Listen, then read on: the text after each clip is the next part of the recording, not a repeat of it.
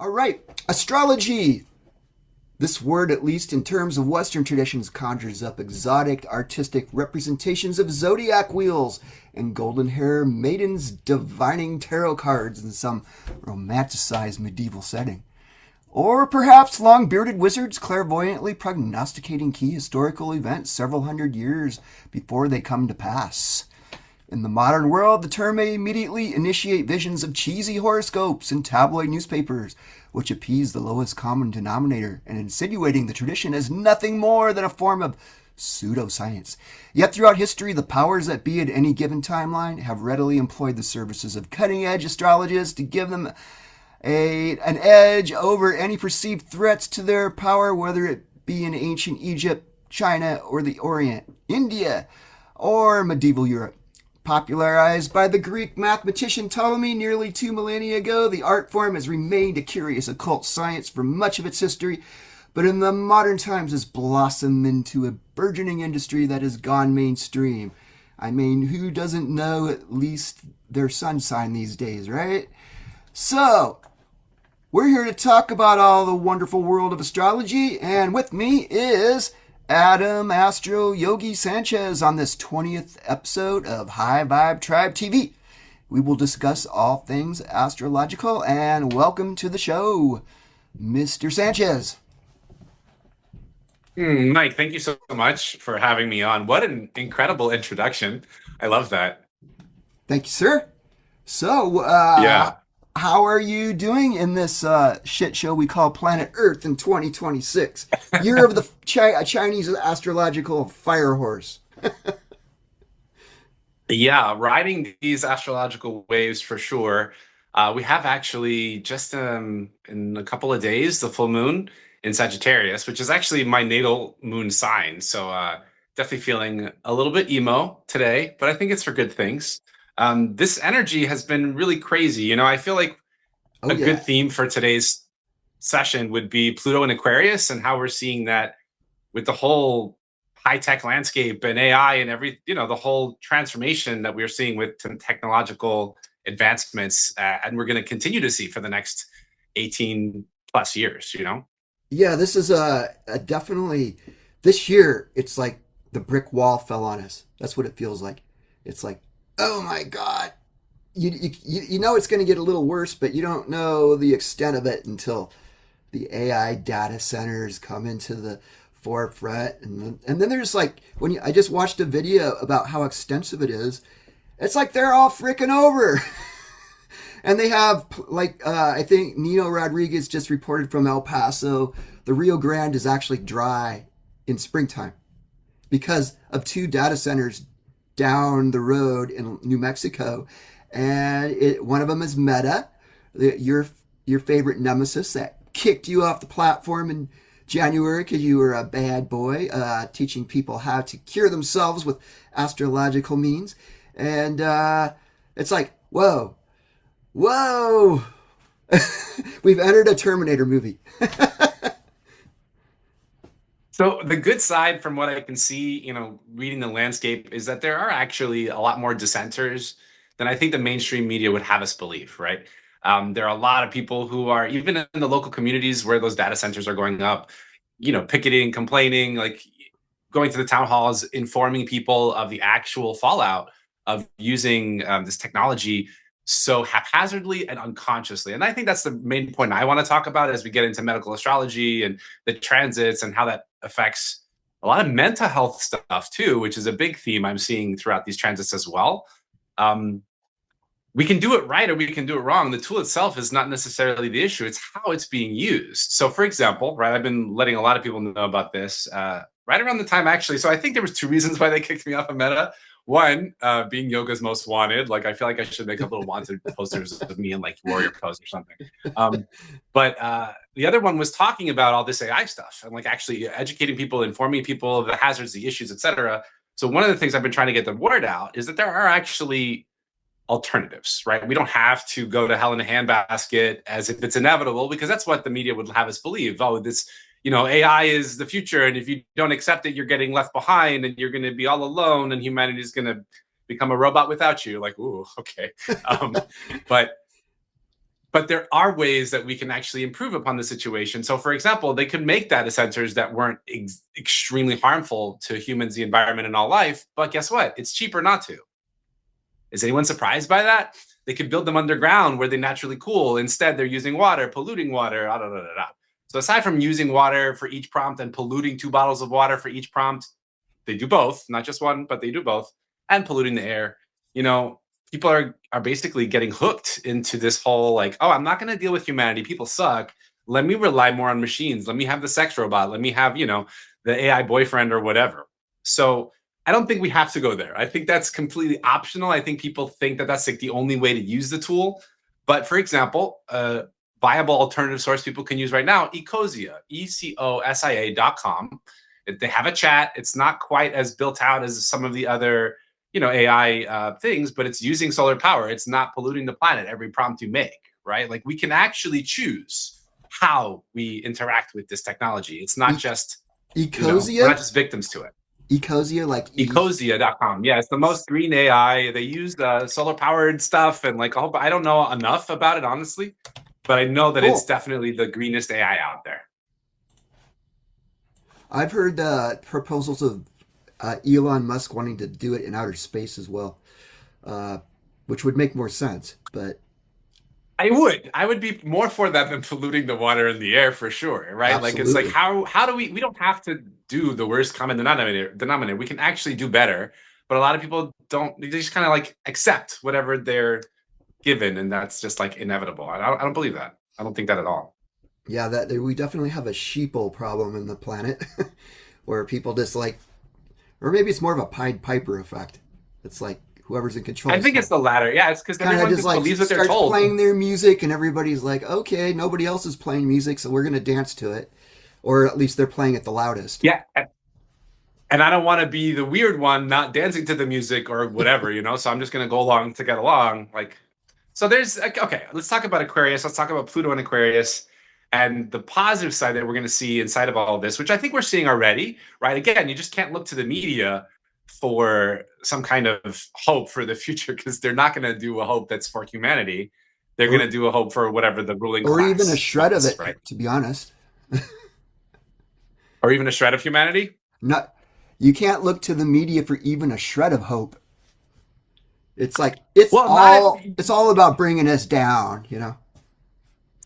I think, yeah, if you have a human agenda, you're not going to find hope there. If you have an anti-human agenda, you can find a lot of hope there. But so one of the things I'm noticing, and this might be a little bit of like my own personal, maybe I'm projecting, right? I mean, Jung would say everything's projection, and Jung was big into astrology. I love Jung. I'm a big student of his. But, you know, because I have my own personal placements in the sign opposite Aquarius, which is Leo, right? My Mars and Venus are there.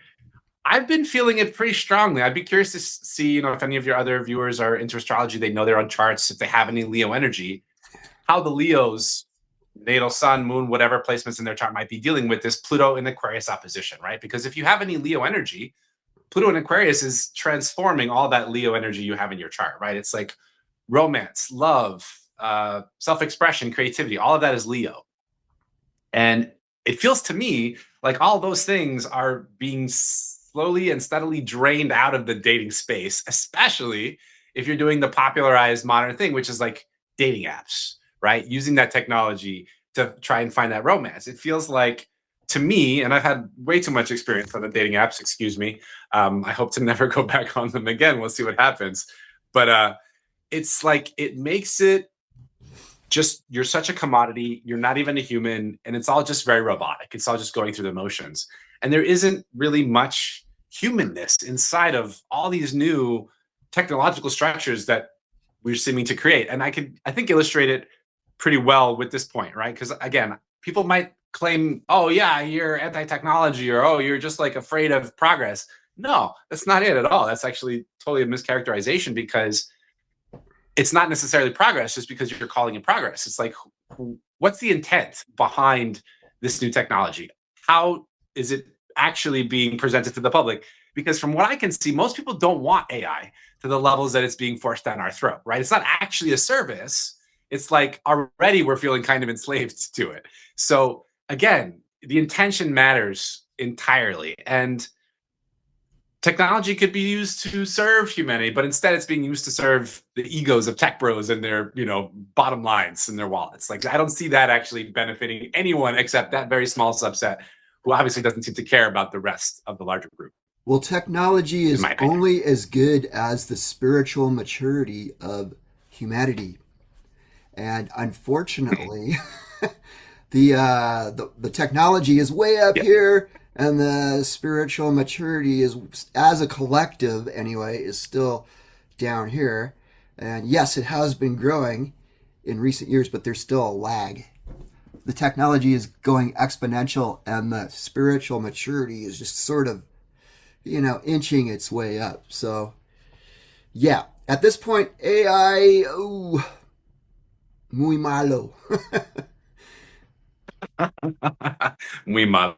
I mean, again, I think it could be used for good things, but I don't think we're there yet. I'm not seeing that as the predominance in the marketplace, right? It's not what's being presented to us as a humanity.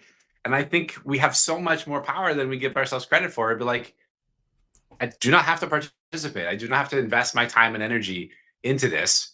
And even though it seems like there is this trend, everyone becoming a little bit more antisocial, that happens with Aquarius. Aquarius is an antisocial sign. It's kind of like the know-it-all. It's like the scientist. Like, I kind of have everything figured out except social rules and structures. And there's something else I actually wanted to talk about inside of all this too, because it fits.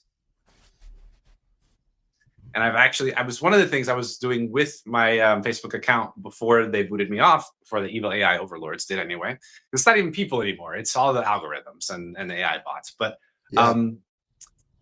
There's this connection between neurodivergence and Aquarius in medical astrology. Now, this is not necessarily a lot of historical context, because what history do we have when it comes to neurodivergence, autism, et cetera, right? This is something that's kind of new in our society. At least no one was talking about it 100 years ago. It probably still existed, but there wasn't necessarily a framework for it. Now, as we're moving deeper into the age of Aquarius, depending on which astrologer you ask, Pluto moving through Aquarius is absolutely deepening that Aquarian energy, right? So neurodivergence, people who think outside the box, people who do not fit into the social norms. Autism, one of the things that's most famously associated with autism is like not being able to read social cues and having social struggles and difficulties. So I don't think it's a coincidence that as we're going deeper into the age of Aquarius, that we're seeing these like incredible exponential rise of autism, et cetera, right? Now, I know that there is also this apparent agenda linked to this neurological condition, right? Whether it's something that's inherent or genetic or whatever the actual cause is, there does seem to be some pretty solid evidence, and I could happily share links, for you or your audience, anyone who's interested, between autism and heavy metals or, certain jab things that are injected into the body, right?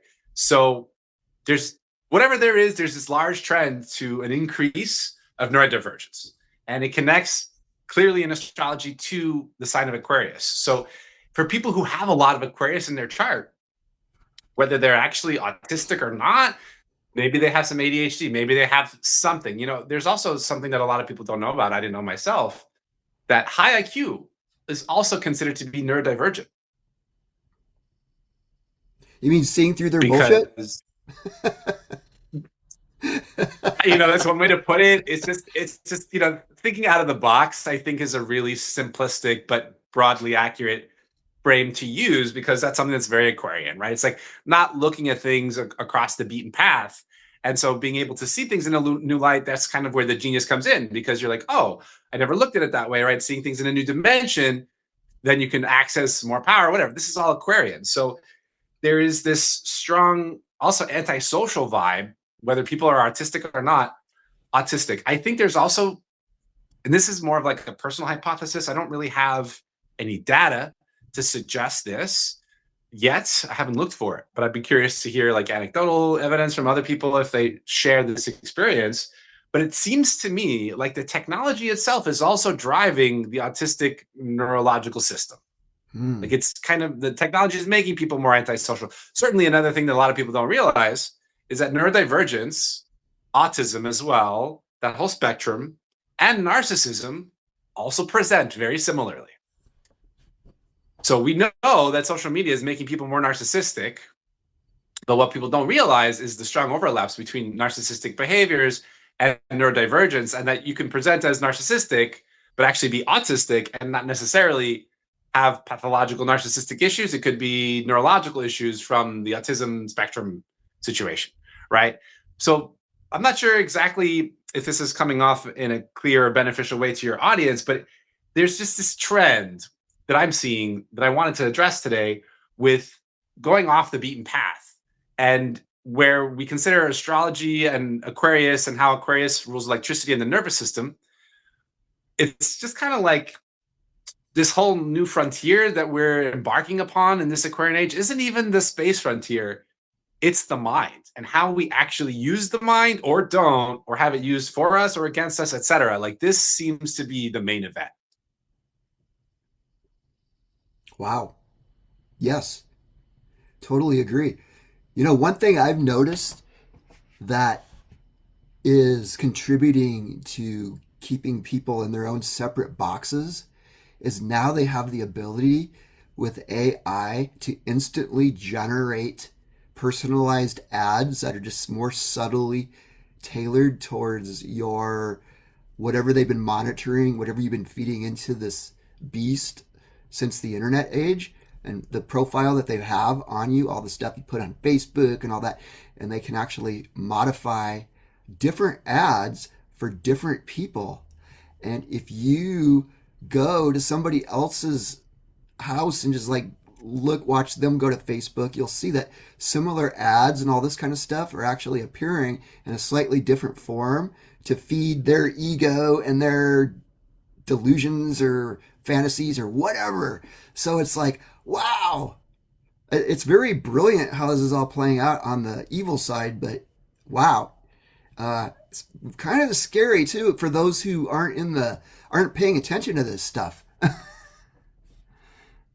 Yeah, well said. Brilliant on the evil side. That's really funny. I mean, I think there's actually some brilliance even on the possibly good side. So interestingly enough, right, I actually just got back on social media like a week or two ago. It wasn't even 2 weeks. I think I made a post on my WhatsApp. I don't even know what that is, but I'm like, let me try. Let me see how this works.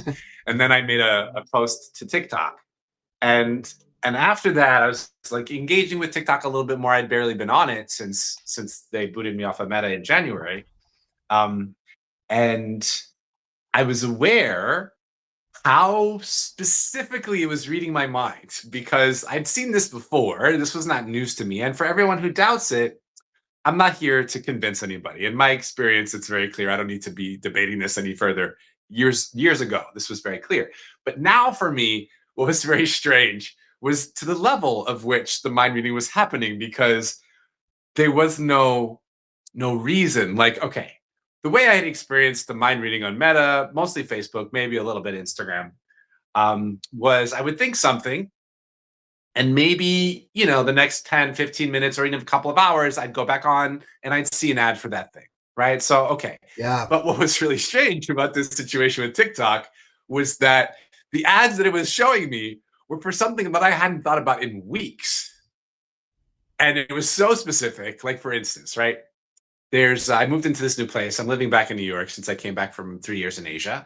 And the place I'm staying at, the tub is like really old. It's an old New York City apartment. And so the tub itself needs the relaminating or refinishing or something, right? Like, you can see it's like the bottom is peeling off basically. And so I thought about that when I first moved in. And since I kind of just got used to it, I'm like, I don't really care anymore. It's like, it's fine. It's not really a big deal. I'm not going to go through all that trouble. That was weeks and weeks ago, right? So it really had not been on my mind at all. And then I come onto TikTok and then I see an ad for tub relamination weeks after the fact. I'm like, oh, but I was like, you know what? This just does not make me feel comfortable. So I deleted the app, and then I remembered that they actually have some kind of, I heard through the grapevine that they have some spyware that even after you delete the app, they're still recording. So I was like, whatever. I don't even care at this point anymore. I'll just hide them in my Faraday bag if I'm really trying to, keep some privacy or something. But well, I hate to break it to you, but all technology is spyware. Yeah, no, that's not a surprise to me at all. Like I said, I could put it in some Faraday bags or my freezer, your microwave. They said those are good places. And if you're really needing some Faraday privacy, bags are effective. Yeah, I've been a big fan of those. I've actually been looking into the clothing as well, like Faraday hats and stuff. Back in New York City, the Matrix is very real, and it's electrical, but it's also mental too. That's the other thing I was realizing. It's like the more minds you're surrounded by, the harder it is to stay clearly in your own, if that makes any Hmm. sense. You know, all those influences, like you can actually even, especially if you're empathic and sensitive, pick up other people's thoughts. And if you're not tuned in, not realize that it's someone else's altogether. So Yeah. being in So crowded true. areas, like you really have to be on top of your energy management and all that stuff. But yeah, I think we can manage even the evil parts of AI, you know, with the same, right? Getting a real handle on our own mind and our energetic systems, which is a little bit more esoteric and a little bit more, you know, spiritually involved. I think if we trust God and we have some kind of spiritual foundation, that will carry us through. Honestly, I think it's 100% necessary. I don't think you can survive these times if you don't have some kind of relationship to spirit. I don't care what you call it, what it looks like for you, but if you're not connecting with some kind of higher power, honestly, I wouldn't be here if I wasn't. Like, because it feels more inhospitable than ever. I'm trying to remain optimistic and positive and like really own myself and my own reality, but it feels harder to do that than ever. So, you know, I'm doing my best. But Totally agree yeah, on all fronts. It's if you're not connected to something, I think you'll literally go crazy these days, or you'll revert to joining the dark side because you won't see any other way out. It's like really that invisible thread that connects us to that higher frequency, whatever it is that remains mysteriously out of our five sense reality, or as David Icke says, our postage stamp reality viewpoint, then wow, yeah, I don't really see any hope because it's like you gotta be connected to that just as a fuel source, or it's gonna drive you crazy because it is enough to drive you crazy. I mean, it's meant to drive us crazy, also, right? Like, I think it's that's the other meant to thing, drive us too. crazy. I think a lot of us have really been struggling since COVID. And I Yeah. think for people who also don't have a strong spiritual foundation and whatever that looks like, again, you know, if you're religious or not, I don't think it matters. Just ultimately, I think it comes down to your own personal relationship, again, to God, or whatever that word means to you. But I could see even the positive sides of AI. I want to give like a little hope in the conversation and balance it out a little bit, even if I'm feeling a little bit stressed with all the stress of the current world. I've noticed some good things for AI. So, like, part of why I'm not afraid of AI, or like, technically, I've been using it since I got on Facebook, right? I mean, Yeah. okay, let's be honest. The current AI we have right now is not officially AI, right? It's like an approximation. We're not quite there yet. So, what we've been using since Google, algorithms, et cetera, it's like versions of AI that we've all been working with. So, that's fine. And Facebook has, despite many of its very obvious evils, brought a lot of good into my life. It has, it really has. And even like as an example, right? Like some of the ads they send me, I'm not much into ads, or like I'm not much into consumerism. Obviously, I'm a consumer. I still eat and, you know, I'm a living thing, but I try and avoid it where possible. So I'm not like big into shopping or whatever unless it's necessary. But with this whole idea of having your needs met, or just sorry, I got my train of thought a little bit sidetracked. Consumerism. Where were we before that? AI. Oh yeah, the good side of Good AI and side the of AI. advertisements, right? Sometimes the advertisements are so targeted and specific, it's actually helpful. Like even the algorithm with some of the information that it brings, right? It'll bring me a creator who's, you know, talking about something really interesting and really specific. It's like, wow, this was really helpful for me to get this piece of information at this time in my life. Like, it's a little bit uncomfortable and even like somewhat violating, like feeling exposed, that I know that those algorithms are actually reading my mind to do that, right? Yet at the same time, it's bringing me this really valuable information it might not have been able to do otherwise if it hadn't been able to get to that level of specificity to my situation. So I'm not saying I'm for that, right? It still feels pretty violating to me. But at the same time, it's like, oh, but it kind of brought like this positive end result in the end. Can I really complain? You know, I'm kind of satisfied, right? Again, I would feel much better about it if there was any ethical oversight of this at all. Instead, we have tech bros with megalomaniacal, you know, god complexes running the show. So I think my paranoia is warranted. But again, how we choose to interact with the things, as Wayne Dyer would say, right? If change the way you look at things, the things you look at change. I think he was great. I don't know that he was perfect, but I think he had a lot of great points. That's one I'll run with. And so I'm doing my best to do that, right? Because it's really clear to me, and I think I've fallen too far deep into, maybe a lot of other people, your viewers as well, like fallen into the propaganda and the fear porn, and like even just like this whole like evil versus good through politics or whatever, and like someone's going to come and save us or not. It just feels like too much externalization and too much waiting for something outside me to save me, and giving into more victim narratives. Like I'm not co-creating this whole thing, right? So I'm doing my best to leave behind that narrative, which I feel like I've fallen into too much with social media. I feel like honestly, social media kind of got a hold of me in that way where traditional media wasn't able to, because I had withdrew from it so much. But social media was sophisticated enough that it did ensnare me enough that I got a little bit lost. And one of the reasons why I'm actually really happy that I was kicked off by the algorithms, because it helped my mental health. I noticed how negatively being so invested in that platform was affecting my mental health. Now, that's not to say, I'm going to go on a crusade against social media now, blah, blah, blah, blah, blah, or that I think people shouldn't use it. I'm not saying any of that, right? I don't look at most things in extremes. I like to deep dive into the nuance. And so I'll say this: if you don't have a good support system, if you don't have actual humans in your real life that you're connecting with on a daily basis and keeping like yourself grounded in the human world, social media can be extremely dangerous. And it's basically feeding antisocial behavior, from what I can tell. And it was even in me. And I would have considered myself somewhat, I don't want to say impervious, maybe somewhat immune, or like I thought I was safer from it than I actually was. Mm-hmm. So I would encourage people to really consider their relationship with technology and reflect on how it's influencing their growth or their stagnancy. Because the whole mental health thing, back to Aquarius, because Aquarius rules a lot of things, right? It's humanitarianism, it's technology, it's revolution, it's invention, but it's also insanity and genius and the fine line between them, right? So it's a fine line we have to walk, I think, as humans in general. But as we start to go more towards the technological route, I think we are very much more at risk for the insanity part, especially with less of the genius.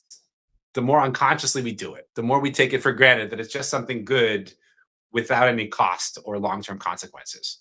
I think that's something that, if we want to keep our sanity as we move deeper into Pluto and Aquarius over the next 15 years, it would be best for us to be mindful of. And especially next year, we have the North Node conjunct Pluto in Aquarius. I think we're going to see some big stuff coming by then. So let's rewind just a little bit here. Could you give a very brief tale about how you got into astrology, what attracted you to it, what actually made you devote your life to it, what convinced you that, wow, this is no pseudoscience, this is actually pretty damn accurate? And then can you tell me how accurate is astrology in general, and then can you tell us like where you think this is going, as far as the shit show we call planet Earth is at the moment, and how long is it going to take to subside and stable into something more of that promised land utopia that we all crave in our hearts, but don't feel like we're even close to at the moment? So your origins first. How did you get into astrology? Great questions, and I may need you to repeat them as I go through them because I might not remember all of them. But first one, how I got into astrology, it was absolutely a function of my work with yoga. So I started teaching yoga back in 2010. Was certified in New York City with Yoga Works, and became a personal trainer shortly after. So I got really into the alternative health and wellness field back then. And I actually, even interestingly enough, started studying astrology at the time. If I remember accurately, it was part of a course that I was taking at the time. I've had many different energy healers over the years, all with all with predominantly with the Barbara Brennan School of Healing. If anyone's interested in world-class energy healers, check out Barbara Brennan Healing School graduates. Their website has, local ones, but this particular one, she was from New York, and she would do like a lot of group courses, classes, video calls, video conferences, things like this. And one of them included a free astrology reading. Now, I don't know, I paid for like a $20 online reading, maybe in my early 20s, and it resonated. Like, I was like, oh, that's interesting. It's cool. I don't know why I didn't get deeper into it. Honestly, I kind of regret not having been more into it as a child. I feel like if I had, it would have helped guide my life so much more because I could have used it. But I had this reading from a professional astrologer as a addendum to the course, and he just read my life so well. I'd never actually had a professional natal chart reading, so this is where a lot of people don't necessarily connect with astrology because they're used to the newspaper horoscopes that you referred to in your intro, right? Where it's just kind of superficial and generally vague enough that it applies, but it's not necessarily like very poignant or powerful. And it's just too general and vague for that deep soul level accuracy that you can get when you get someone to actually look up your time, date, location of birth and go into your details specifically. So when he did that, I cried within the first 20 minutes, I think, because of like how seen I felt. Like he said things to me that I could never even have articulated myself. Whereas like, wow, like there's something to that. The fact that I feel this way inside and I never even told anybody, but he's saying it to me now, that's kind of significant. There must be some kind of higher purpose, some grander design to things. So it humbled me in a sense. It's like, wow, there is something spiritual behind the scenes. There is something bigger that maybe we don't understand. And so I really started getting into it back then, 2011. And I started studying like the daily transits, the weekly transits, like tried to understand and decode as much of it as I could. And after about 7 years, from 2010 to 2017, of studying it and reading everybody's charts so I could get my information. Like I'd just meet somebody, and if I felt they might be interested in astrology, I'm like, hey, do you know your time of birth? Like, do you want to look into it? So I would do that with everybody I could for years and years. And then I would start doing relationship readings the same. And then it just kind of all started to kind of click and make sense. And I felt, to answer your question, around that time, actually, when I first started really studying it, why I started really studying it, because I had a lot of emotional challenges as a human on this planet. I would say more so than the average person, and you can see that in my chart, right? Because in astrology, the moon is the ruler of emotions, and my moon is very strongly placed. It's part of also why I'm kind of emo around the full moon. That's typical for me. So some people may not feel that way. Some people might, but for any of your viewers who kind of feel influenced by the moon, they probably have a strong moon in their chart. Right? If they get insomniatic during the full moon, that was one of my first signs also, right? So I started tracking the moon and realizing its influence on me. And I was like, oh, this is not just pseudoscience. There's something happening here. And then I also started to look into the science. There's more pregnancy deliveries, 911 visits, more, emergency room calls like during the full moon, right? People kind of go crazy during the full moon. That's the origins of the word lunatic. Is because of the full moon. That's what the whole lore behind werewolves and all of this stuff is, right? Like there's something going on with the moon. If you're into Laura Eisenhower at all, and I am very much into her work, she would talk about the Saturn moon matrix, right? I mean, David Icke might say something kind of similar along those lines. So the moon itself has so much to say about if we're evolving or not. Ultimately, I would say like when we allow our emotions to keep us stuck in the past. When that happens, we're not evolving, right? And so that's where the moon has something to say about that. It's like, well, our emotions show us where we kind of have some work to do.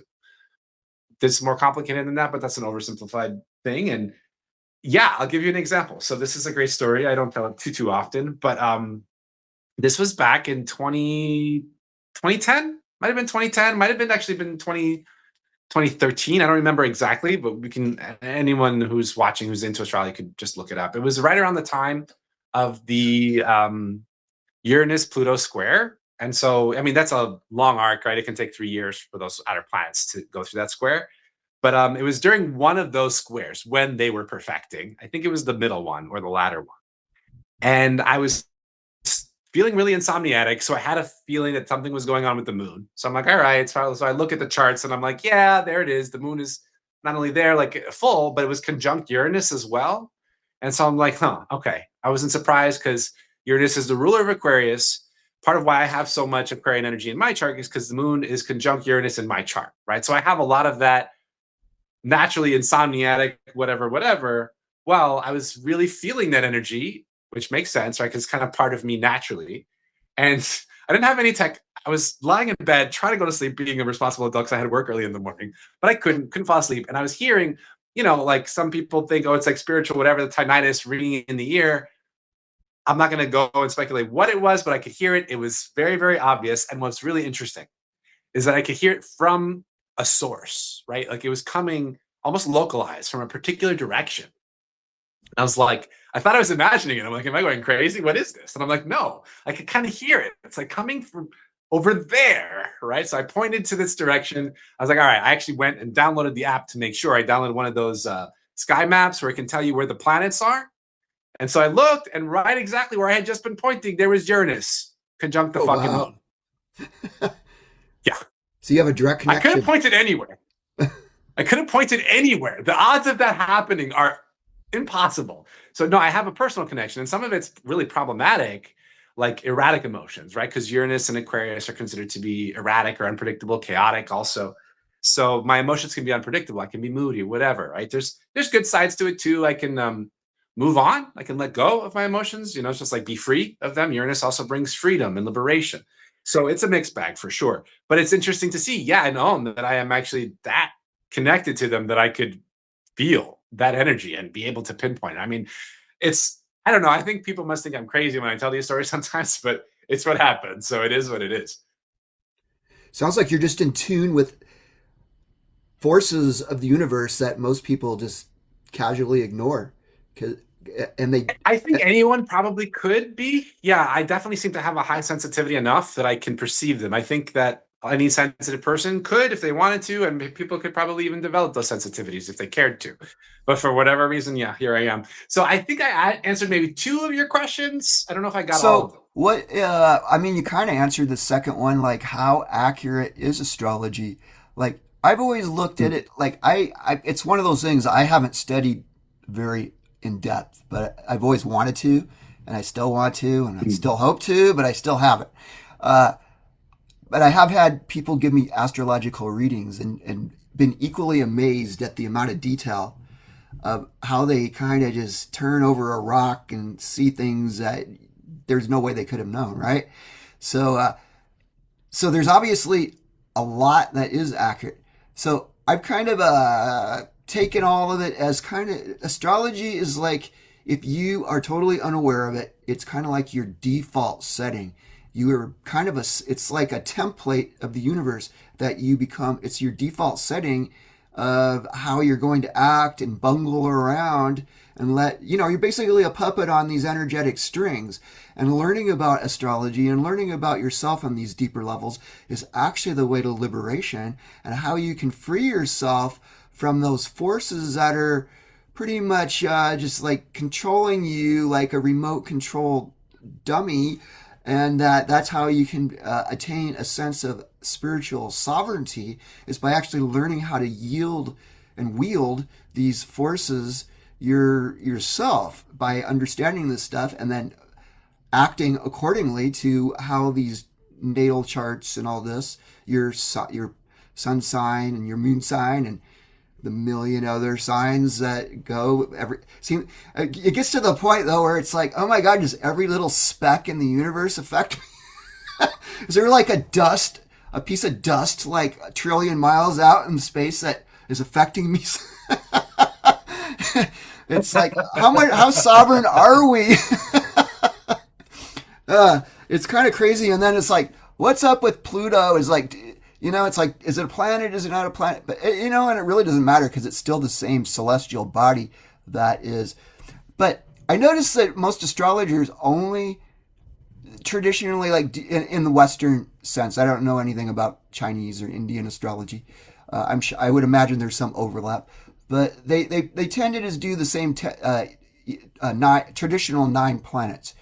But yet there's a lot of other larger celestial bodies out there, Ceres and what they call dwarf planets now, and there's larger asteroids and there's the Oort cloud, and who knows what else is out there lurking behind the sun, Nibiru, if that's a real thing. How accurate do you think astrology is? And if you think that it's totally spot on and accurate, how accurate can we possibly understand it without understanding every possible little tiny thing out there affecting the gravitational pull of everything around it? And I mean, to me, it seems like it's too complicated for our puny minds to even begin to grasp, but yet there are some generalities that seem to ring true.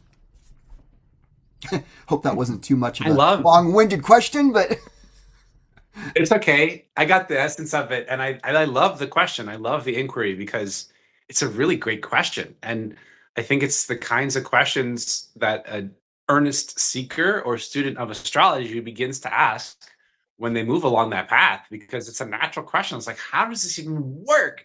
I mean, it regularly blows my mind, which is one of the reasons why I love it so much, because it gives me awe and wonder and inspiration, and it humbles me too. So it like keeps me curious and engaged with this mystery of life. But it's complicated, and there's a lot of paradox in it too.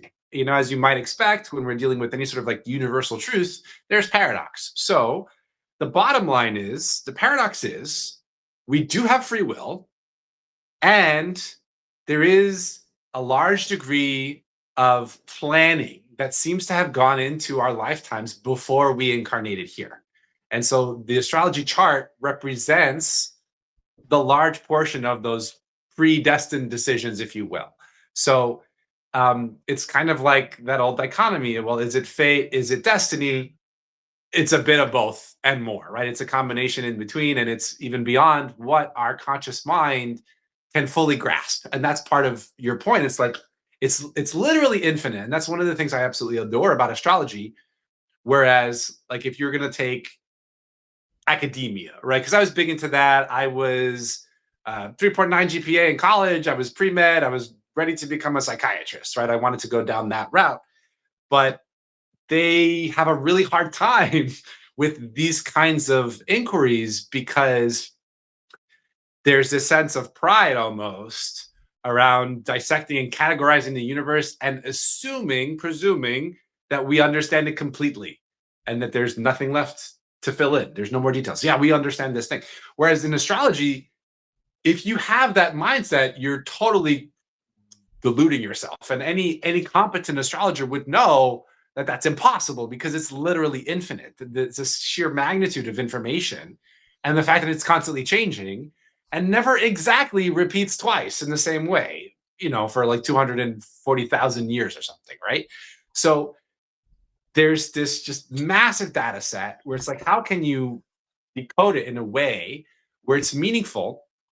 Well, that's where, you know, the materialists have a hard time, and they want to label it as a pseudoscience because they don't understand that there's another element to reality that's not just material, logic, and left brain, that there is something intuitive, mystical, energetic that's, you know, you could call it dark matter, dark energy if you want. There's this cohesive background, maybe the ether, if you wish. I was going to say, they used to call it the ether. Yeah.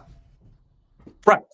It's feminine in the sense, right? Because it's unseen. So that's another part of why it hasn't been given its due diligence, because it's not as material, it's not as visible, it's not as easily measured. And that's the problem that materialistic sciences have when it comes to the metaphysical, is that it's hard to measure them. So they just rather write them off as non-existent or fanciful than even go into the inquiry, because it's too confronting, because it's too scary for them to admit that there's something that they don't know, right? That's the ego. And that's the ego for all the academics and the doctors that I don't want to have to deal with. So, you know, but this is also what would get in the way of any sort of like spiritual science, right? Because there's science involved. That's the thing a lot of people who are very academic would rather not acknowledge, that there's math, there's angles, there's astronomy. All of that is science, right? The interpretation of that is where they feel like it kind of falls into the pseudoscience territory. But that's, again, you know, it's like you find doctors, right? I would say, with my extensive experience being in and out of the medical fields, and the medical system, being in doctors' offices in the hospital since 2 years old and whatever, right? Most of them really suck. Not all of them. There are some great doctors that do still exist out there. They seem to be more the rare than the norm. And what I would say it makes them really good is that not only are they competent scientifically, but they actually have a bedside manner, some heart, and some compassion. What a concept, right? But that's very rare. Like it doesn't seem to be the norm at all. Most of the doctors don't seem to carry that bedside manner. And I'd say that that's why most of them suck, right? Because they're missing that feminine aspect of healing, compassion, care, emotional sense, whatever it is, whatever label you want to put on it. We need that in astrology too. We need the intuition. We need, if you will, the higher self, something, spirit guiding us to the information that we need to uncover because it's so vast, because it's so broad. We'd never really fully do it on ourselves and on our own, rather. But to that point, I'd also say the transits themselves will also have a lot to do with what comes up for you. So right now, for example, right, because we're having the full moon in Sagittarius in a couple of days, for any Sagittarius people or people who have a lot of Sagittarius in their chart, this full moon is going to influence them strongly. So it might bring up issues of freedom or purpose or meaning in their life, right? Like having some kind of spiritual connection, because Sagittarius rules spirituality and natural law and, big picture thinking.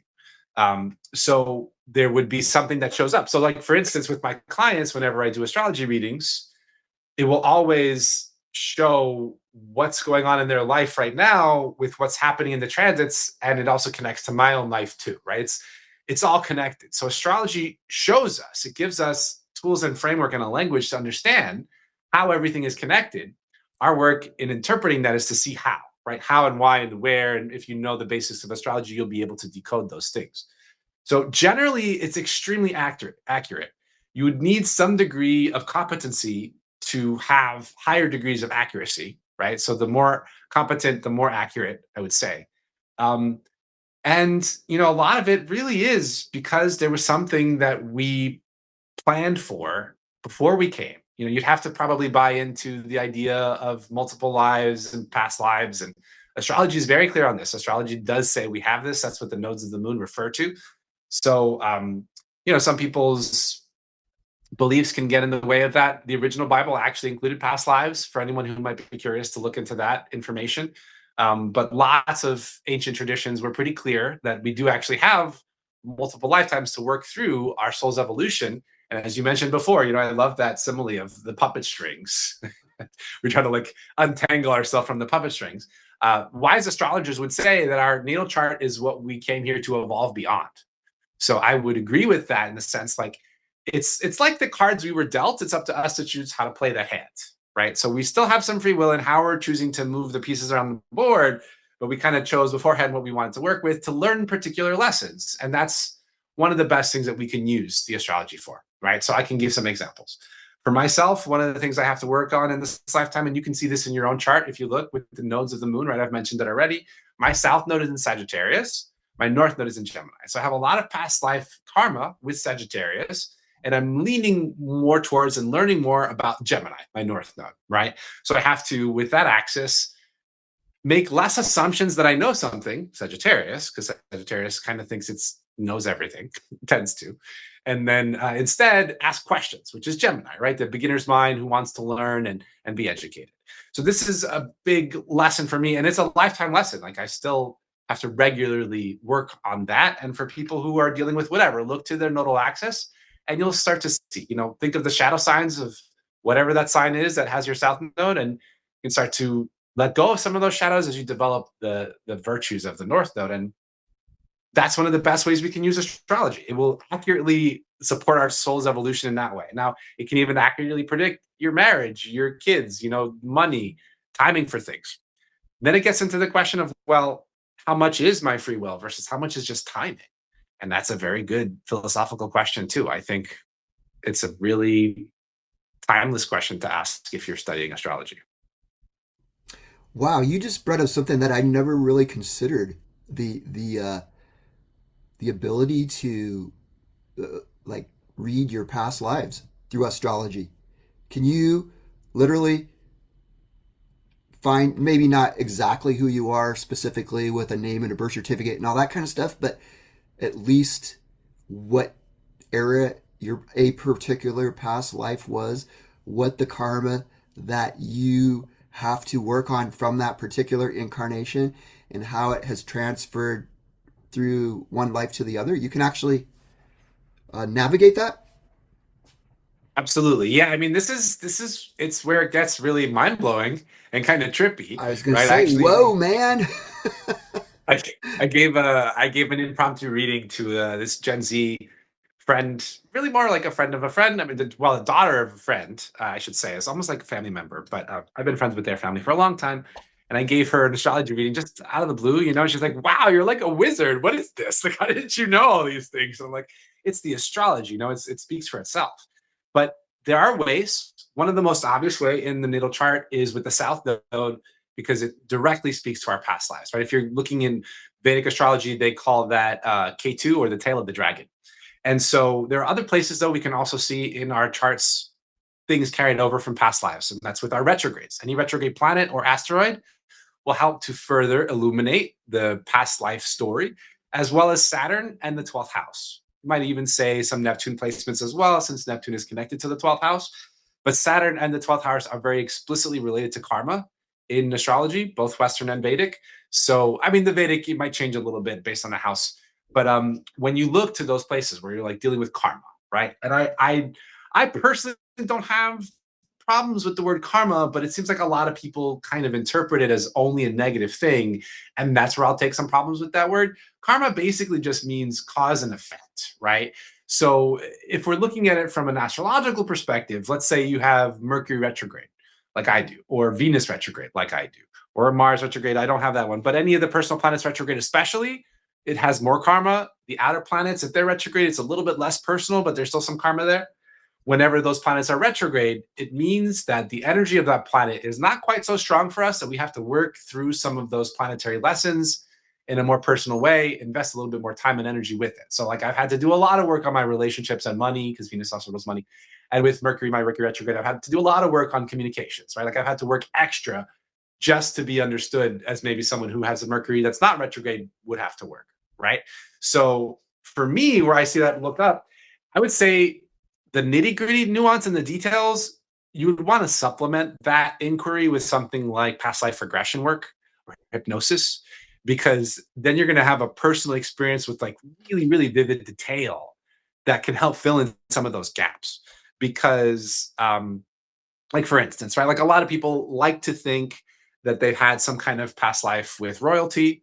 I mean, I don't think it's really an ego issue or a scarcity issue if you consider that we can have infinite lives. Surely, at least one of them, you might have been a king or a queen or whatever, right? So that's not the point. But I think people do kind of fall into some ego stuff and fantasy around past life stuff sometimes. Oh, I was Cleopatra or whatever. Like they want to feel important.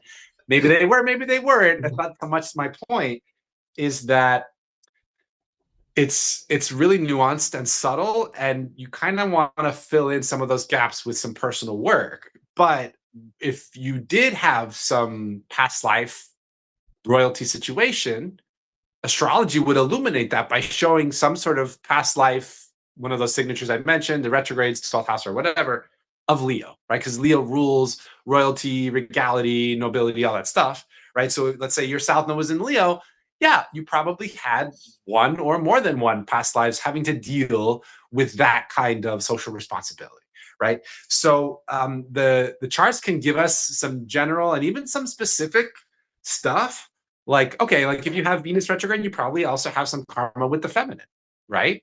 Now, for me, that looks like in this lifetime, maybe lots of men, I can't speak for all of them, and if they don't have their Venus retrograde. But for me, I definitely have like a lot of lessons with learning how to receive, which is Venus. Venus is the feminine principle of receptivity, right? So that's knowing that, right?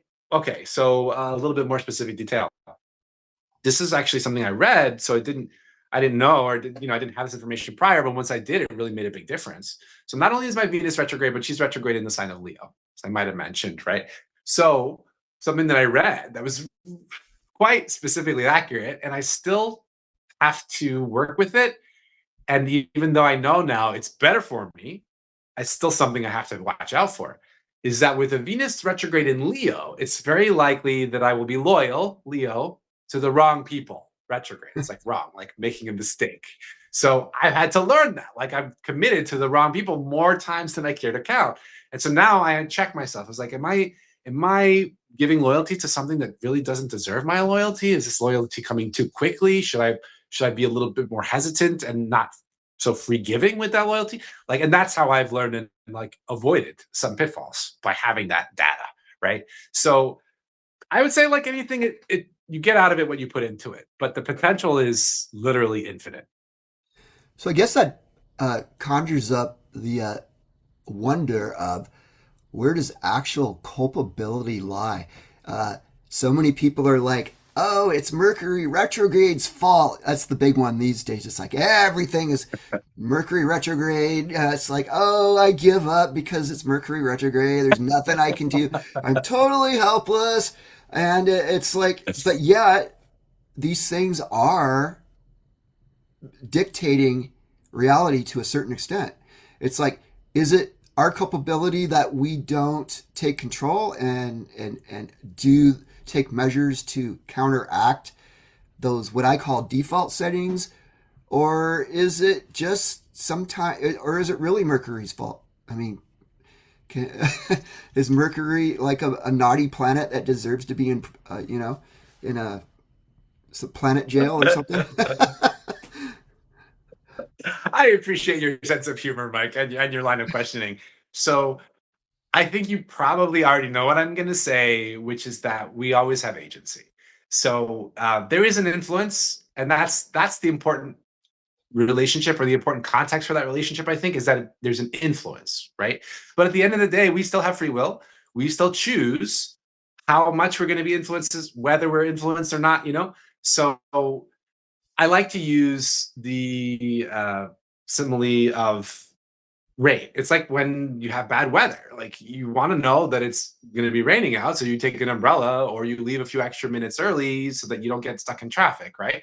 Well, it's the same thing with Mercury retrograde. If you know that the communication energy is going to be shit, maybe don't have a really life-changing, important conversation during that period of time, save it for after, wait a little bit.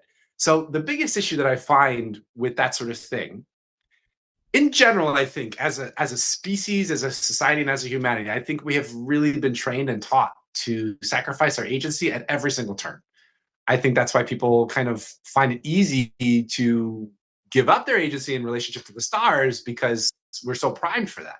But I don't think that's the correct relationship for it at all, because it is a relationship. It's an interaction. It's a co-creation.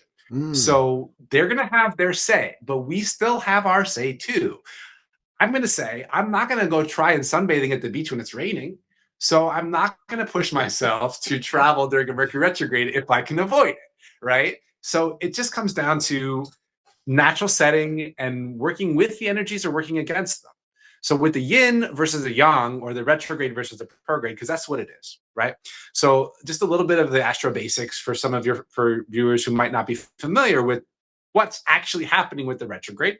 It's like when you're traveling on the highway and it looks like you're passing the car, right? The car doesn't actually slow down. You're kind of going at the same rate, but you're just going faster. So the relative motion, it looks like the car is going behind you. It's the same thing with the retrogrades. When our Earth passes Mercury and then it looks like Mercury is going behind, that's the retrograde motion. Mercury doesn't suddenly go backwards, right? It's just relative. But for all intents and purposes, from our perspective, it looks that way. And energetically, that is actually kind of what's happening, because the energy of Mercury is retrograde. So it's not as forward motion. It's not as connected to our environment, right? The energy is withdrawing a little bit. So it's yin, right? The drawing within energy, as opposed to the yang, the radiating outward energy, right? The feminine versus the masculine. So when the planets are retrograde, they're in their feminine yin energy, and the energy is drawn in onto themselves. So if Mercury's retrograde in its yin state, it's not the time to push forward like a yang fiery thing going outward, externally to solve anything, to do it. It's not the time to get anything done. It's actually the time to rest, to let things percolate, to let things simmer. And then when Mercury goes direct, we'll have the information we need to make the correct decision to work in alignment again, right? So it's that people are trying to not work with the energy that's there and available to them. So same thing with the Venus retrograde, right? Venus is retrograde for 40 days. It's a long retrograde. It's a rare retrograde. So she's retrograde. Don't get married during a Venus retrograde. You will regret it. I can promise you that. That will be accurate. Because why? Because some part of the story, some piece of information that's necessary to the story will not yet be mature and manifest or birthed until after that energy has matured. So why rush? Why rush when you know something's coming around the corner? You don't have all the information. Wait till you have all the information, then make an informed decision. I use these tools as much as possible in my life, and it drastically reduces the suffering because I can anticipate it. Like, so for instance, right, we have the full moon coming up in a couple days, and this full moon is conjunct Black Moon Lilith. So Lilith is the asteroid of chaos. Simplistic terms, we could also call her Mama Bear energy, primal feminine, whatever. So positive and negative always with any astrology aspect, but generally for people, she's usually perceived as negative, especially if they have like a really problematic relationship to their own primal feminine or chaos in their own lives, right? So these kinds of energies will likely be coming up more and more over the next 24 to 48 hours, right? Maybe even 72. And so you might have to deal with that. Now, for me, I'm going to choose not to leave the house on Monday during the full moon because I don't want to deal with extra chaos energy. I'd rather deal with my own chaos energy than having to deal with that in the world. That being said, if I had to go somewhere on Monday, if I had an appointment and it was unavoidable, I'd be giving myself lots of extra time for unexpected things, for something chaotic to likely show up. And when it did, I wouldn't be as upset because I knew it was coming because I saw it there in the, predictive tools. So, everyone's going to use it to how their own relationship will basically dictate. That's why it's good to see multiple astrologers if you feel like they're trustworthy, because you're going to get a unique perspective each time. But yeah, I would say for people to follow their passion, follow their curiosity, follow their interests and where they feel a natural connection to things, and that's where they're going to get the most out of it. That was very well said. And thanks for putting up with the basic astrology 101 questions for those of us who aren't quite as versed in this field as some of you guys are. So now you can put on your Notre Dame's hat and start telling us what you think planet Earth is in for the next 6 months, years, 6 years, century. Take it as far as you want to go. Okay, we'll do a little bit of each if I can. And then I wrote something recently I'd like to share with you if we have some time afterwards. So, this summer is a big one.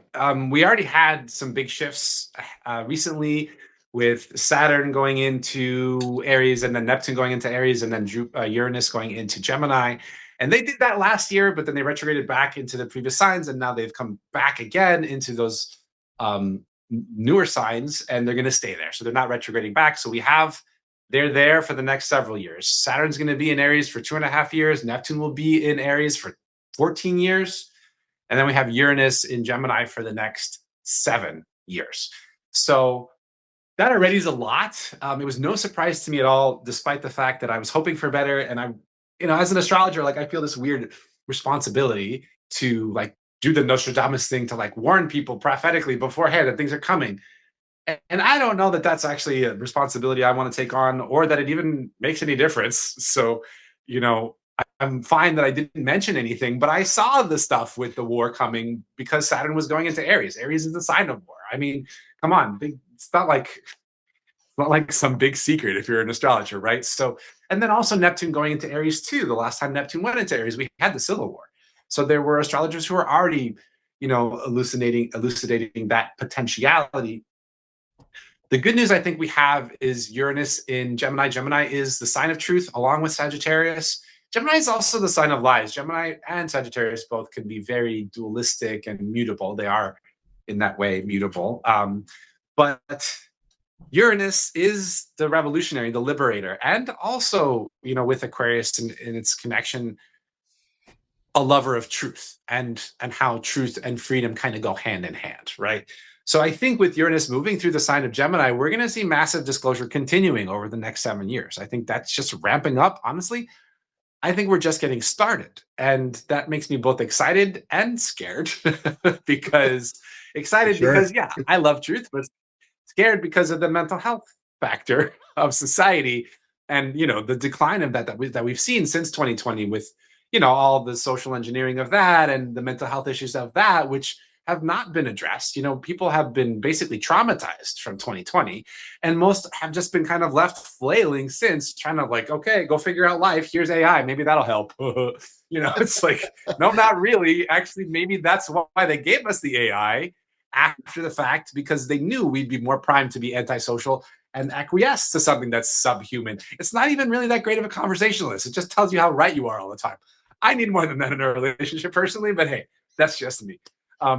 So, okay, Uranus moving through Gemini, generally good news, but also, Uranus is the liberator, the great awakener, and it's also chaos. So I think people's nervous systems are going to continue to be fried.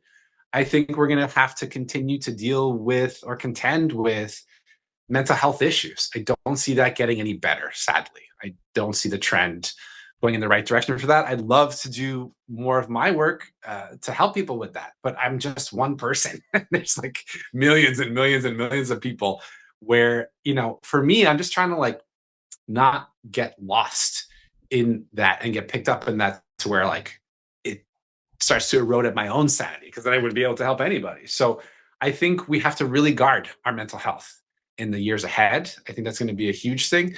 And staying in contact with nature is super beneficial. Nature, in the best of circumstances, will regulate our nervous system for us. We don't even have to do anything, just go out to the sun, get a fresh breeze, go and put your feet in the sand or in the water. And that can go a long way to keep us grounded as we go more into the technological information age. I think there's good that will also come of that. I think we will continue to see some inventions that are actually beneficial for humanity, despite some of the controllers' best efforts to keep those things from us. So I think there is that double nature of Aquarius, where there's both the positive and negative sides happening simultaneously. And I think that's where the mental health component becomes so crucial, because we're going to need to have our wits about us to choose which part we're interacting with, where we want to feed more or where we want to move away from. That is to say, like, more humanity and less, cyborg hive mind stuff. So with that being said, we have some transits coming up this year that are really big. In fact, they're actually just even in a couple of weeks. I can check the transits on my phone just to give you exact dates. But the next one, I'm pretty sure, is Jupiter going into Leo. So Jupiter stays about a year in each sign, takes about 12 years to move through the zodiac. And Jupiter is the ruler of Sagittarius, and freedom, growth, expansion, blessings, also excess and too much over the top behavior, etc. So with Jupiter going into Leo, I think we're going to see some more levity, some more lightheartedness. Jupiter is exalted in Cancer, so it's a good sign for it. But it is kind of more like a fiery planet, ruler of the fire sign Sagittarius. So in the fiery Leo, I think we're going to see even more of that kind of expansion. Now, that being said, we already have all that fiery energy in Aries. So with Jupiter increasing the fire going into Leo, and then shortly after, I think it's within a month, or I might have had the opposite. Let me get the dates. The nodes also change signs from Pisces Virgo to Aquarius Leo. So right around the time that Jupiter goes into Leo, the South Node also goes into Leo. This is going to bring up a lot of material past life stuff around ego issues, the self identity, all the Leo stuff. It's pushing us towards humanitarianism, the evolution of our collective with the North Node in Aquarius. Now, as I mentioned earlier in the call, the North Node is going to conjunct with Pluto, as Leo has Jupiter inside as well. So remember, Jupiter expands whatever it touches. So with this North Node conjunction to Pluto and Jupiter expanding it, it's going to expand the nature of Pluto, which is death, rebirth, and transformation. It also brings up our fears and the shadow material of whatever sign it's moving through. So when Pluto was moving through Capricorn, we saw all the Capricornian shadows of the world controllers, right? The control structures in the grid and all its evil nature. Now that Pluto is moving through Aquarius, we're seeing the same kind of shadow material, but in the technological realm, because that's Aquarius. So we're going to continue to see that shadow material come up over the next 18 or so years as Pluto moves through Aquarius. And we're going to have to, I think, really contend with that over the next year where our own ego comes into play with that, right? The Jupiter in Leo South Node material, we're having to get over our own ego basically to step up serving humanity in the ways that we're going to be called to as that North Node Pluto conjunction comes. I think we might see a lot of death, honestly, with the North Node Pluto conjunction, because Pluto rules death. And it will probably be technologically related. We've already been seeing a lot of like high-tech weapons being used in these wars that are happening now. So it could be something along those lines. You know, I don't wish for any of these things to happen. I'm just looking at the signs and interpreting them as they are. But I do expect some kind of big transformational event to show up, likely around technology. So, you know, I mean, if we're just going based on what we have documentation for, right, and precedent for, with the globalist agendas and their direction that they're moving, I think we could likely anticipate like a big AI overstep and like control, domination, narration, or issue around that time with Pluto conjunct the North Node. So let me give you the dates. So we have here, in just a couple of days, Mercury goes into Cancer right before Jupiter leaves. And then, hold on. We have, yeah, so it's in June when, sorry, my calendar is not very clear. I'm just going to go to the transit chart.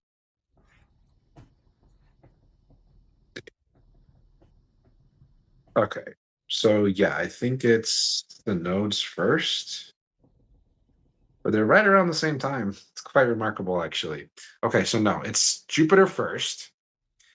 Jupiter goes into Leo June 30th, so the end of this month. And right as it does so, actually, just a couple of days prior, Mercury goes retrograde. Late degrees of Cancer, right near Jupiter, so expect some big Mercury retrograde material to show up then. Try not to travel that day if you can avoid it, and if you can't, give yourself lots of time. Don't rush. But just a couple days after, the nodes shift, right as Venus shifts. So the nodes go into, yeah, Aquarius Leo, July 29th. And then we're going to start to see a lot of stuff pick up. So we're going to see, I think, first of all, our president, Trump, has some strong Leo in his chart. He's got Pluto in Leo, Mars in Leo, and there might be something else as well. So I do anticipate that these transits are going to influence him and his presidency strongly. I don't think we're going to see him getting any better, let's say. Okay. because the South Node, right? The South Node brings up past life issues. If it was the North Node moving through Aquarius, I would anticipate maybe more of like regal Leo energy. But with the South Node moving through, Leo, with North Node moving through Leo, be more regal. With the South Node moving through Leo, I expect more narcissism, right? Leo is like basically the most famous sign of the zodiac for narcissism. They can all be narcissistic, but Leo is the most classically, obviously so, which is why, you know, he has this strong archetype associated with him. What's interesting, though, also, is that right around this time, we have another big shift. And this is actually a really huge shift because this one happens every several years, similar to like Uranus changing signs. Chiron is going to change signs. Chiron is going to leave Aries, finally, after over 7 years in Aries, and move into Taurus. And I mentioned this is interesting in connection to Trump because it was right around the time, actually, with Trump's presidency and running back in 2016, right around that time, Chiron went into Aries. And it was right around that time that this whole narrative around narcissism and the narcissist and narcissistic abuse and all of this stuff came into the modern zeitgeist. We weren't really having those conversations in the same way before he became president and before Chiron went into Aries. Same time. So interestingly enough, Aries also rules narcissism. I mean, all the fire signs are probably going to be the most narcissistic because fire is very masculine and it is related to identity and the self, right? So it's like self-direction. The narcissism is tied up into selfhood. Not all narcissism is bad or wrong or evil. When it becomes pathological is when we have issues, and we see that, yes, at the larger scale, and definitely with this particular president, whatever your feelings about him, he definitely has pathological narcissism. for sure. So whether he's doing good or not, that doesn't change the fact that he's got pathological narcissism, like textbook, and that's why a lot of people don't like him because of that. So with that, we're going to have a shift, I think, with this whole wounded masculine conversation, because Chiron is the wound. Chiron is the wound where the light enters, also known as the wounded healer. Well, shifting signs from Aries, the sign of men and masculinity, to Taurus, the sign of women and femininity, I think we're going to see a major shift with that whole conversation as well.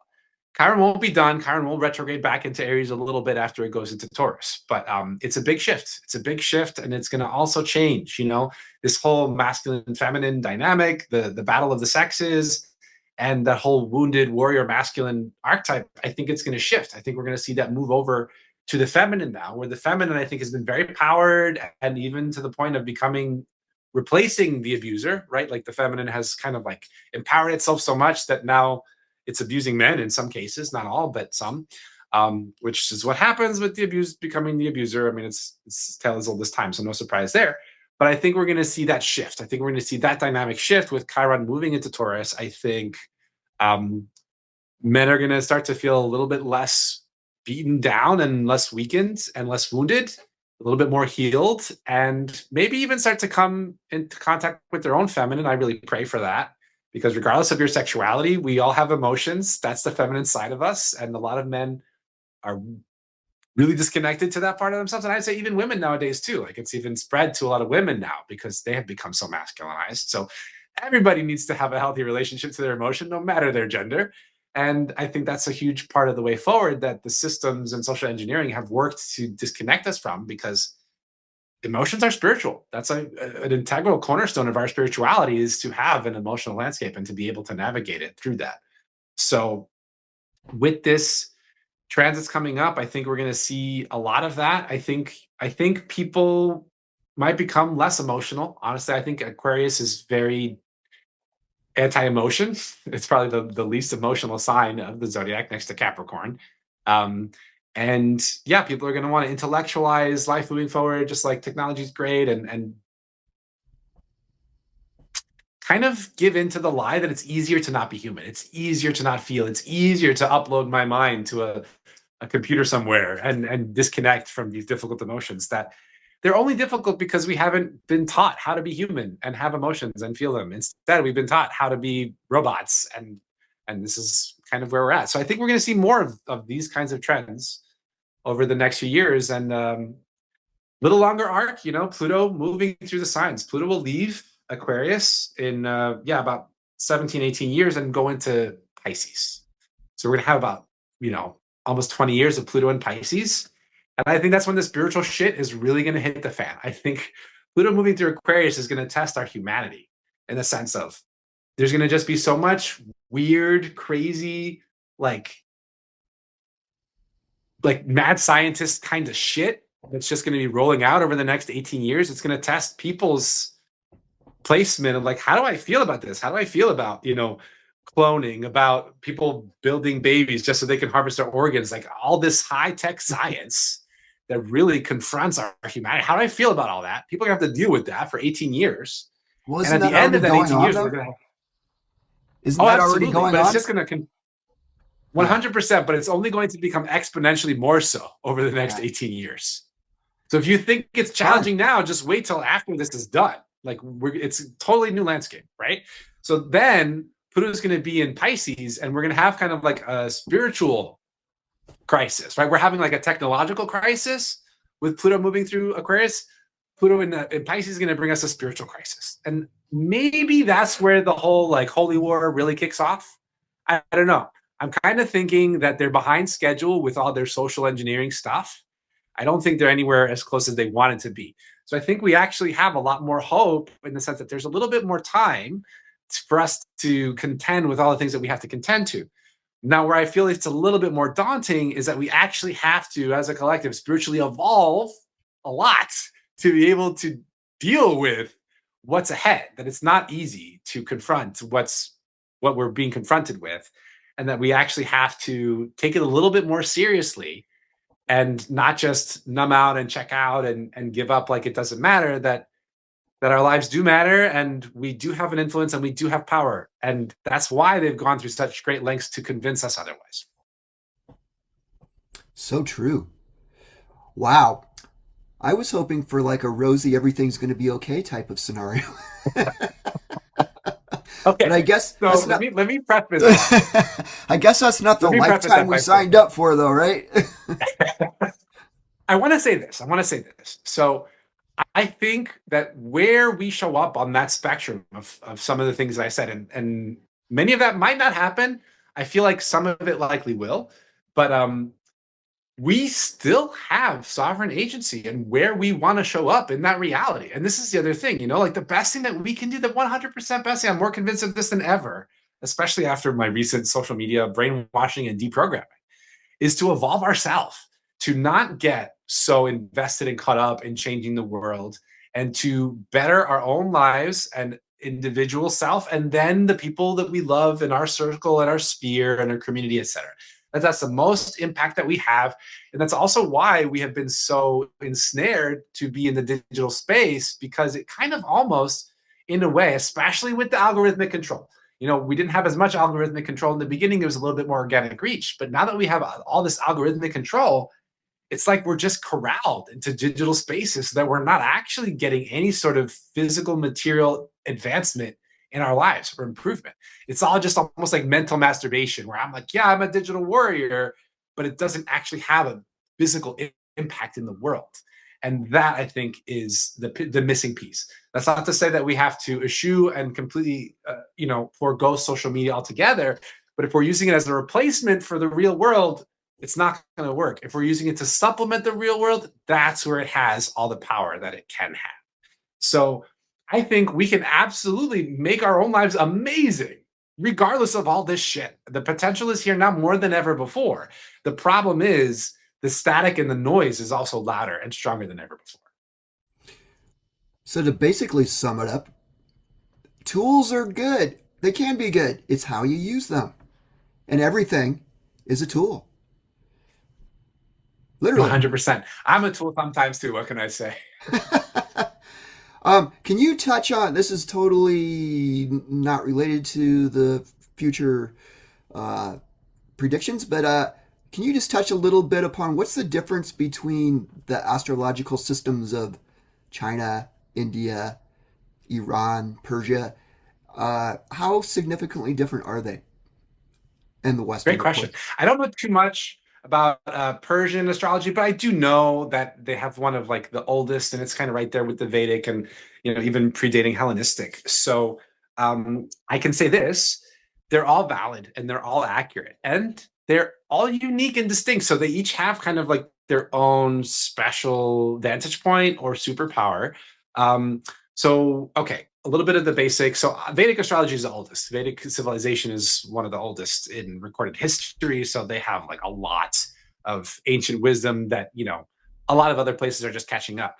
Now, there's also a lot of connection between Vedic society and ancient Chinese society. So, you have to wonder, never mind proximity, there was like a lot of overlapping information. But what's interesting about Chinese zodiac is that it's not as detailed or intricate as Western or Vedic astrology. It's actually just based on the year, and they have basically a cycle of 68 years, which works with the 68 trigrams of the I Ching.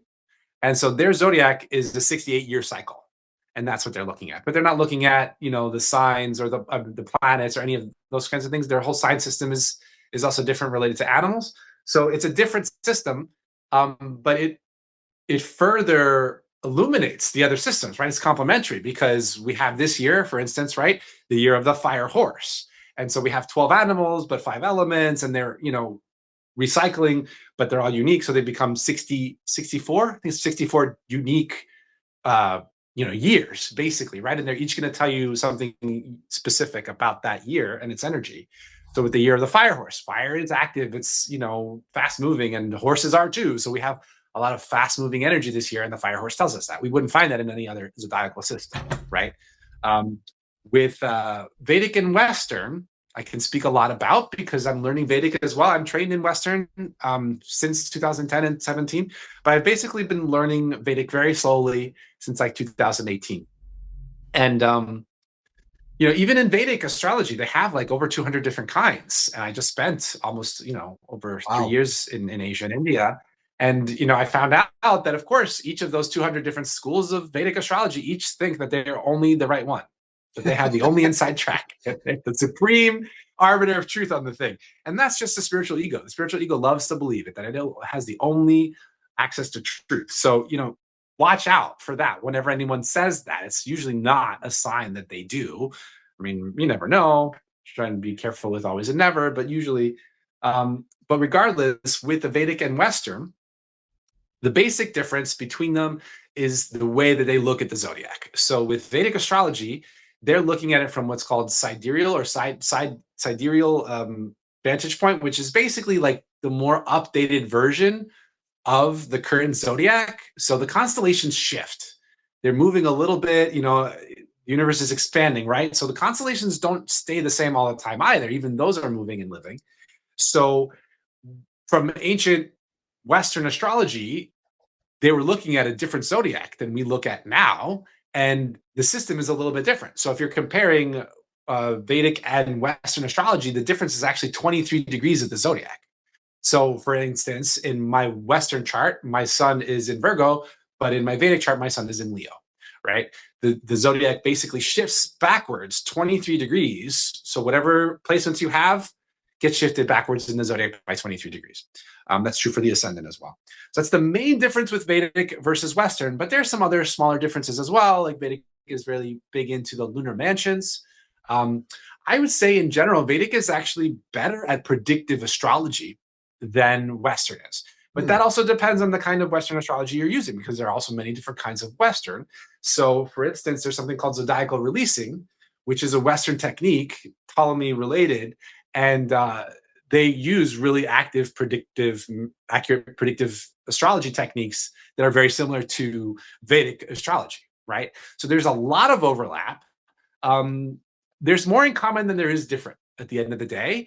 And some of the differences are negligible, but you could even find those differences of opinion amongst astrologers of the same field, like Western astrology. Even different Western astrologers can have differing of opinions on the same exact school set. Wow. Pretty cool stuff. You've definitely I find it super whetted fascinating. my appetite to get into this more.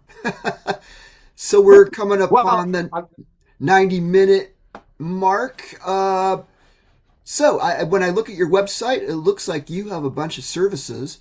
You do astrological readings on natal charts, transits and progress readings, love and relationships, money and career, child life mapping, shadow integration, relocation astrology, medical astrology. My goodness, you kind of cover the whole spectrum here.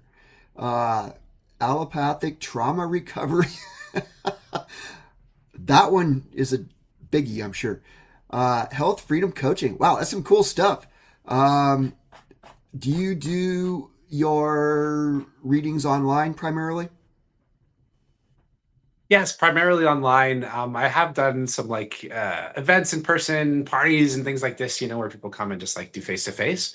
But the predominance of my work is online. And actually, now that you mentioned the location astrology, it reminded me of something I wanted to mention to answer your question before, talking about like karma and seeing the karma in the astrology chart, because I actually was able to see more in the charts than I realized through location-based astrology. Because I knew, for instance, right, growing up and doing past life work, that I had past lives in India, but I didn't know the astrology was going to show me that until recently. It was actually after I moved to India. So I had visited, and I had like a big pilgrimage 20 years ago. And that was like the first time I went. It was very meaningful for me. But then I recently went there to live like long periods of time. And as I was there, I was getting more familiar with my location-based astrology. And wouldn't you know it, Saturn, the planet of karma, right there on India where I moved, and also where I had visited the last time. Now, you might consider that to be just like a coincidence, except the only other time that I had left the country, when I first left the country, I went to study abroad in college, and I went to Spain. I went to Spain to learn Spanish because I'm from Hispanic origins and I didn't grow up speaking Spanish. So it felt like I needed to for my, honoring my legacy or whatever. So I went to Spain. Well, guess what? not only did I go there once for 2.5 months to study, and I moved back there, I think a couple years later. Saturn line, right there. Wow. Just like India. The only two countries I've ever lived in, aside from the United States, happen to be. And by the way, I also know that I had a past life in Spain because when I was there, I had a past life memory as I was walking through a location. So the astrology just confirmed it for me after the fact. It's like right there. So you could also likely see it in your location-based astrology where you have Saturn placements. You might have had some past lives on those lines as well. So finishing that thought, was there something, other question? There was one final thing I wanted to share, but I don't remember if you had asked a question. I just wanted you to Just now. finish by telling about how people can find you and all that kind of stuff. But you can add anything you Okay, want. awesome. Yeah, so I will add a little bit. So I actually recently finished a book. So I'm working on another book. It's actually the older book that most people knew about. I did a lot of marketing for. That one's actually almost done. But I got a little sidetracked and I wrote this book. Now, I don't know. I was thinking it was going to be a children's book. Now I feel like it's more just an astrology myth because a lot of adults are actually really digging it. So I'm not sure how to position it in the market, but I wanted to share just a little bit of it here today with you and your listeners if you're interested. Certainly. So I actually have it to memory. So I'll just recite a few stanzas of it, and yeah, I'll share after my website how people can contact. So the book is called "You Are the Stars," and it's an astrology myth. So here's how it goes. Astrology is cosmology, the one from which our universe speaks, directly to our hearts and minds, and the souls of our very own feet. There were once 12 creators throughout all the land and sky, more than just water and fire, but the deepest parts inside all of us, including the light behind your eyes. 12 parts of the same whole did they represent, a collection and creation from all sides of life. Through their discontent, they found full enjoyment, resolving their opposition and strife. Aries, the warrior ram, was the first to act and speak. I will rise to the occasion of heroism, he declared. The game of life is not won by the meek. And Taurus, the earth goddess calf, felt these words stir her inner being and challenged, yes, good sir, initiative is divine, but what of how your being feels inside? For without love, life is a slow decline. And Gemini, the young and chatty identical twins, laughed and then said, love is fine, but not enough to move through the world beyond our own mind. We must always mind both sides of how we communicate with mankind. Then Cancer, the sweet, salty, moody crab, listened first with great care to then share. Sensitivity for others, mind, heart, and soul, is a gift most rare and makes us whole. Then Leo, the regal, radiant, feline star, burst into song. The stars are the signs, and this light of mine I will shine. Inside my heart we all belong, and there we intertwine. Then Virgo, the maiden, analyzed their words carefully while discerning. Crafting her own carefully, she said, with criticism curbed, refining our world and ourselves brings us our greatest earning. We must live to serve. And I'll stop it there. It goes through all this, the different signs and their, ethos, and then it goes further and further. But I just wanted to offer a little taste for people. I actually have it already available as an audiobook for anyone who's interested. I'm currently charging $7 for it, but I will be making an actual children's book with illustrations and possibly also a video as well in the near future.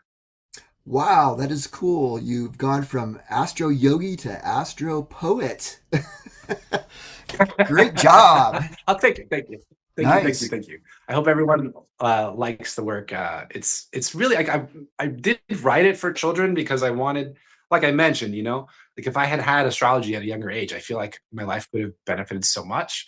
So I was thinking of children when I wrote it, but a lot of adults, I think also because a lot of adults aren't familiar with astrology as well. So it's kind of like a nice way to get introduced to it, It's pretty easy. It's only a 10-minute listen. So yeah, Well, that's what it is. we have been robbed of everything, all the sacred knowledge throughout the millennia, while this dark age has been upon us. And hey, we've all survived.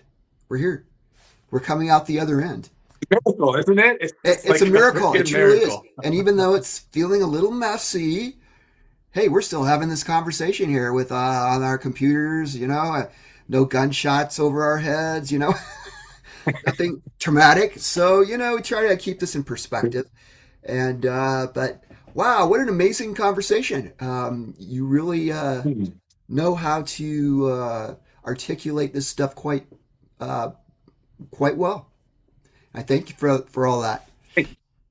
So Thank you, Mike. Thank you so much for having me. You're a great host. Anytime you want me on, I'll be happy to come. certainly, when will your book come out? Your new book? It should be within a month, but I think, yeah, like I should have it done in a couple of weeks here. So I will definitely be keeping you posted. And despite the fact that I got off of social media and I was happy about it, I originally got on social media for this book. So I will be getting on again, probably not on Meta, probably not in the same way, but I will be returning to the digital space to share once it's done for It sure. is good for that. That's for sure. But I 100%. Yeah. totally get you. I've been sucked into it too. Lately, I've had to stand back because it's just like it's gotten overwhelming. It's like it's just the feed and the ads have gotten worse, and I'm like, I need to detox for a while because it's You not. got to stay You can grounded. feel Yeah. it. You So can feel it important. like when you've like had too many drinks at the party, right? It's like I need to stop. Yeah.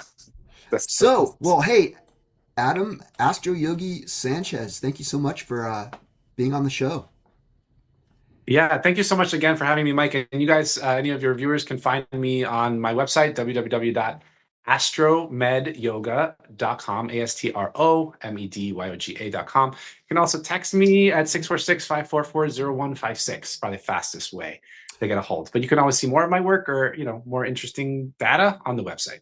And if you send me all the stuff you want below the video when I post it, send everything you can, and I'll post it in the Yeah, comments or the links or whatever. So, I well, will do. thank you all for joining me on episode 20 of High Vibe Tribe TV, and we will see you next time. Bye. Thanks for watching. Bye.